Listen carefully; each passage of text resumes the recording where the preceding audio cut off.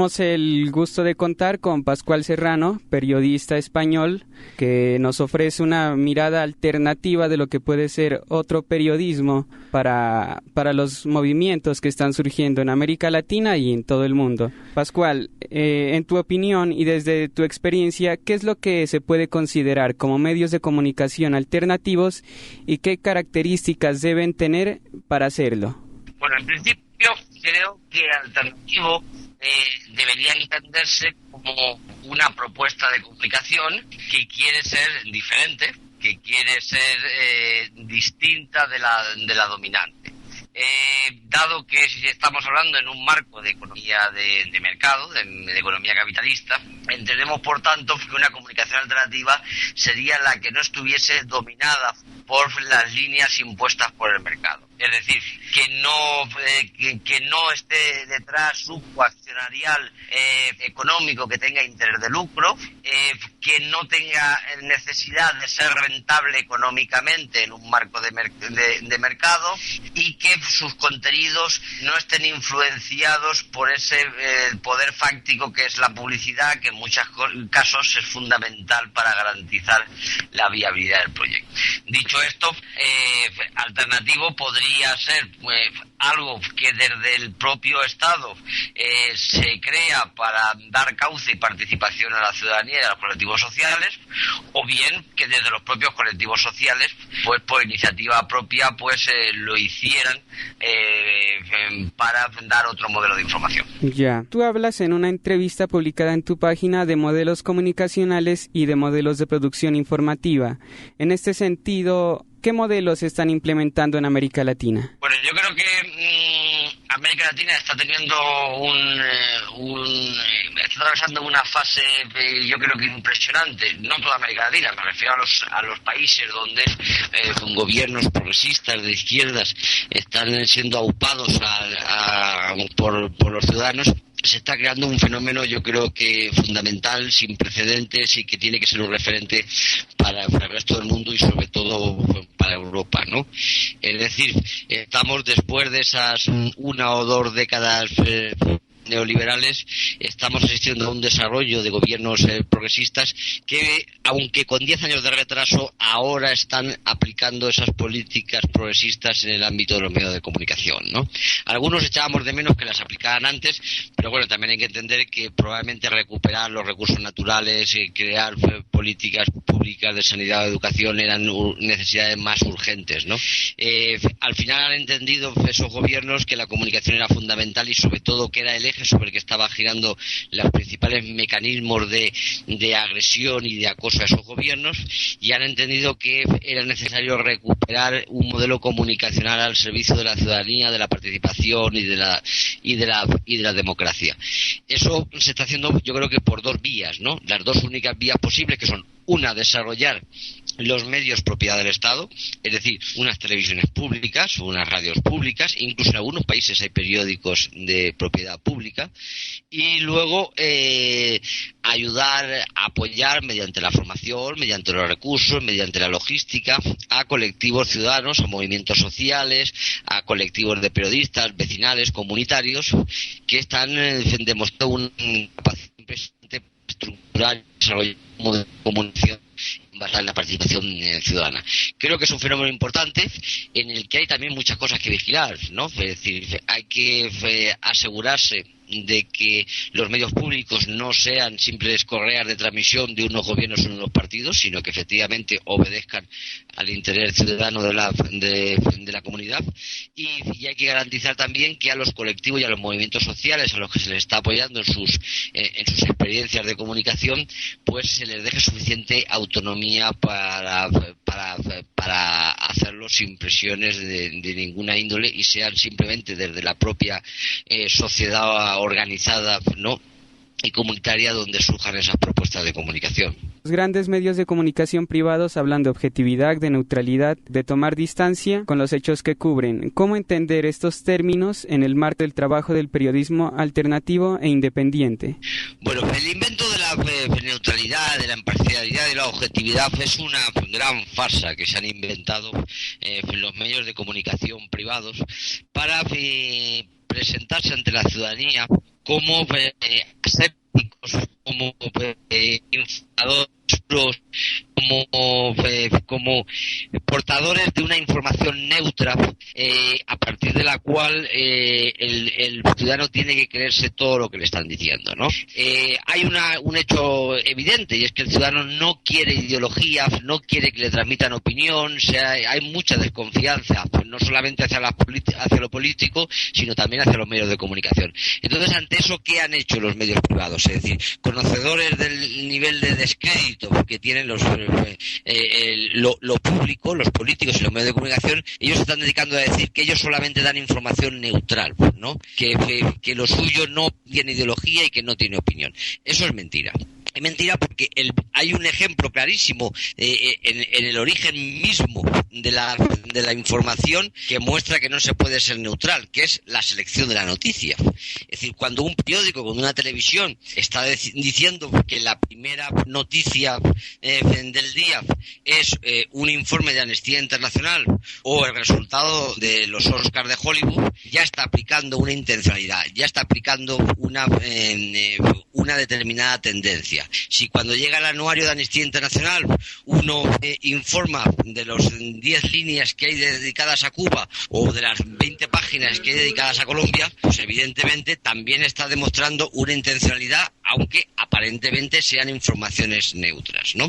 Bueno, luego existen muchísimos más mecanismos de aplicar intencionalidad y subjetividad, siempre aparentando neutralidad. Quiero decir que yo creo que ese es el gran reto al que nos tenemos que enfrentar ahora, ¿no? Creo que el periodismo alternativo también tiene que participar de ese formato. Hay que huir de un periodismo no excesivamente militante que hay en los medios alternativos, y hay que dedicarse a dar informaciones que nunca van a ser neutrales, que quede claro, pero que no por eso van a dejar de ser informaciones, ¿no? Quiero decir que no basta con decir muchas veces que un presidente es bueno o es malo, o que tal banco es bueno o malo, tal político es corrupto o no es corrupto. Es decir, el uso y abuso de calificativos, es decir, no aporta nada a una determinada tesis política. Si alguien cree que, por ejemplo, el gobierno que ha sufrido Colombia con Uribe es un gobierno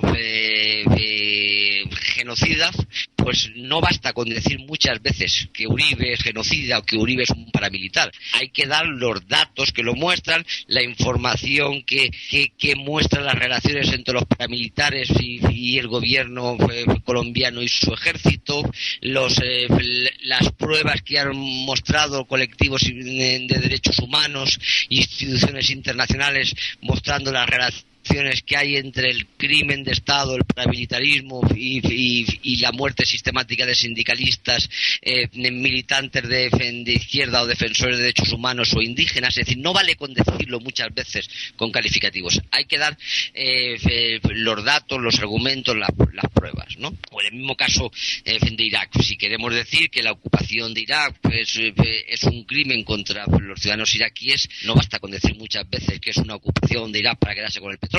Hay que mostrar los modus operandi del ejército de Estados Unidos asesinando a los iraquíes. Hay que mostrar qué empresas se están enriqueciendo y qué líderes políticos estadounidenses se están enriqueciendo con el petróleo iraquí. Esas cosas, hacer periodismo. Quiero decir que punto uno, no hay periodismo neutral, y punto dos, no necesariamente quiere decir que el periodismo se tenga que convertir en panfleto, que es algo a lo que muchas veces el periodismo alternativo sucede. Listo. Tú planteas que en el capitalismo de los países occidentales la principal herramienta de control opera sobre el pensamiento y la opinión pública. De ahí que los medios se conviertan en una vía prioritaria de trabajo ideológico y político por parte de quienes lo operan. Ante esta realidad, ¿qué se puede hacer para contrarrestarla? Bueno, el capitalismo se ha convertido en un modelo que se fundamenta en o te convenzo o te mato. En algunos países, como en mi España, están más o menos convencidos y no hace falta matarnos. No porque el capitalismo aquí sea mejor, sino, repito, porque han creado los mecanismos de seducción y de convencimiento, ¿no? Y entonces no hace falta matarnos. En otros países, como en Colombia, parece que los mecanismos de convencimiento no son suficientes, entre otras razones porque hay unas condiciones de pobreza, de explotación y de abuso que promueve mayor indignación entre la ciudadanía, o quizás un espíritu crítico y más combativo que en Europa, y entonces tienen que utilizar la otra opción, la de te mato, ¿no?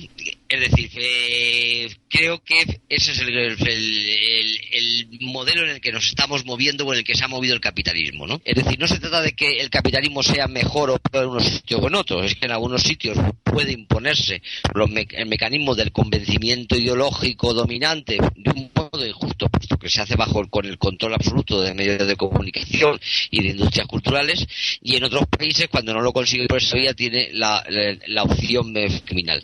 La historia, además, ha sido así siempre, es decir, cuando el capitalismo, cuando lo vio peligrar hace 70 años en España con una república, pues también provocó una guerra civil.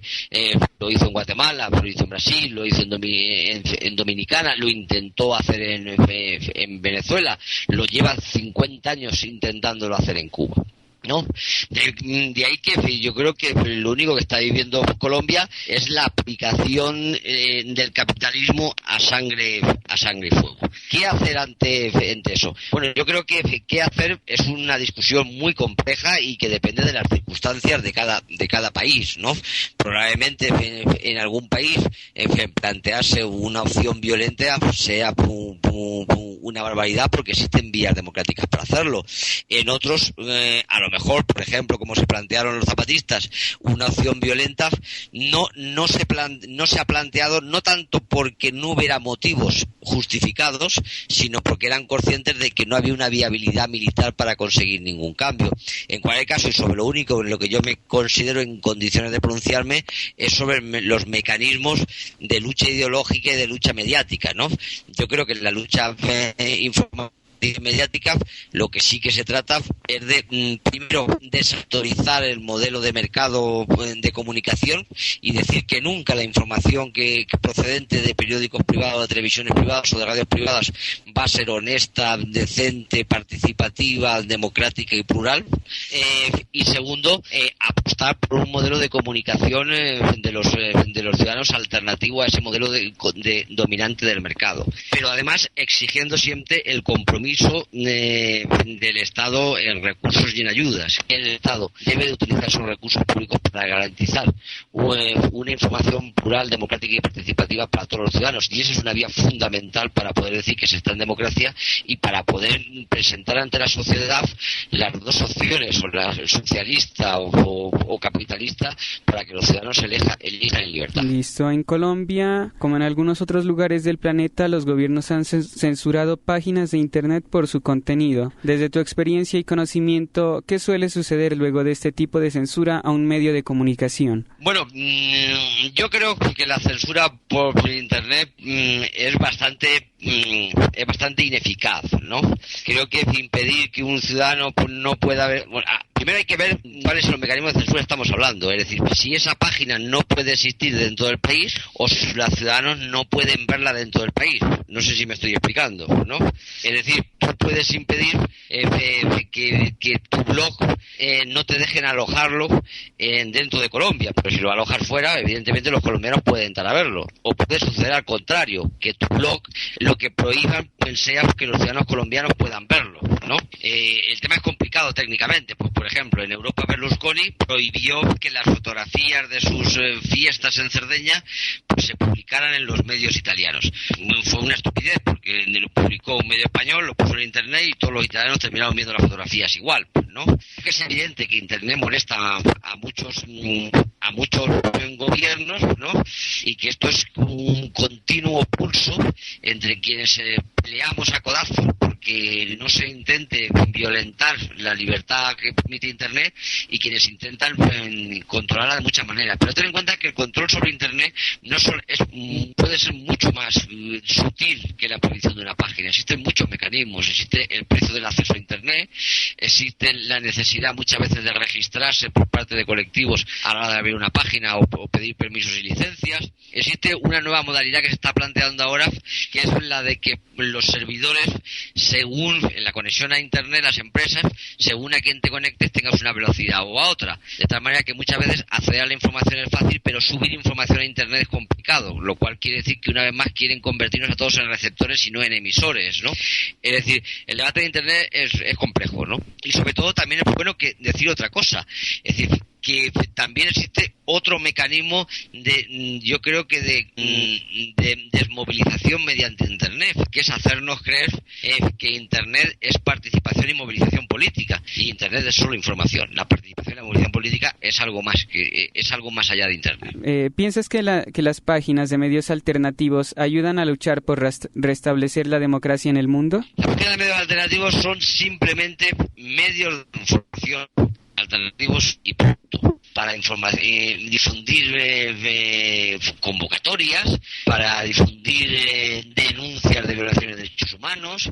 Es decir, repito, son solamente información. La información evidentemente es imprescindible. Conocer la verdad de una situación es un paso imprescindible para actuar y para movilizarse, ¿no? Ahora bien, yo creo que es importante recordar que los medios alternativos son solamente información. Es decir, sentado en tu ordenador con un café, ¿no? Por mucho que navegues, por muchas firmas que pongas en movimiento y por mucho que envíes correos, no se cambia una sociedad, no se organiza un movimiento político y no se combate ni a un gobierno injusto ni a un poder injusto. En ese sentido, entonces, ¿la proliferación de los medios de comunicación en Internet sería una forma de democracia o no? Sería una forma de democratización de la información. Es decir, la democracia es algo más que el acceso de todos los ciudadanos a poder difundir cosas, ¿no? Es decir, la democracia es que la gente pueda comer, que la gente tenga sanidad, que la gente tenga educación, que la gente pueda tener trabajo, que la gente pueda tener vivienda, que la gente pueda elegir a su opción política. Eso es democracia, es decir, no es solamente informar por Internet. ¿Habría ahora, en la era de Internet, alguna crisis económica, humanitaria que se pueda esconder o invisibilizar? Hombre, yo creo que sí. Vamos a ver, el que Internet sea relativamente libre y accesible para todos no quiere decir que estemos jugando todos al mismo nivel.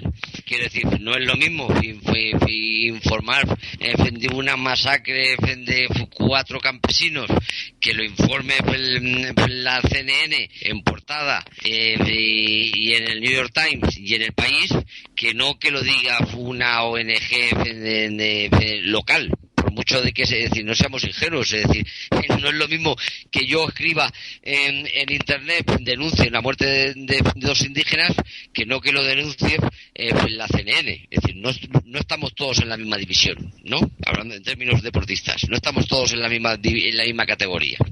Es decir, porque además el exceso de información también muchas veces actúa como censura y como mecanismo de sofocar la verdad. Es decir, el exceso de información en Internet, desgraciadamente, también puede servir para enterrar algunas verdades con paja, con ruido, con cosas absurdas. No creemos que porque haya medios alternativos en Internet, la gente masivamente lee los medios alternativos, y los accesos a los grandes medios son mucho mayores que los nuestros, porque ellos tienen toda una logística. Una agencia de noticias consigue que un cable suyo se reproduzca simultáneamente en 200 periódicos en español, mientras que nosotros no podemos conseguir eso, ¿no? Es decir, no se podría ocultar, pero también te puedo asegurar que el eco o la capacidad de difusión de los medios alternativos no ha llegado a ser como las otras. Es decir, tenemos que seguir trabajando en 2 vertientes. Uno, en decir que lo que informan los grandes medios no es lo más importante ni la verdad de lo que sucede en el mundo. Y 2, a mejorar nuestros medios alternativos, que creo que tienen mucho pendiente. ¿Puede servir el periodismo alternativo en Internet para crear conciencia social? Sí, puede servir de alguna manera para crear conciencia, para informar, Pero claro, con crear, entre crear conciencia y luego organizarse y luego movilizarse, hay un salto, ¿no? Es decir, la conciencia es imprescindible para cambiar, ¿no? Pero no es suficiente. Es decir, después de conciencia debes de organizarse y después debe de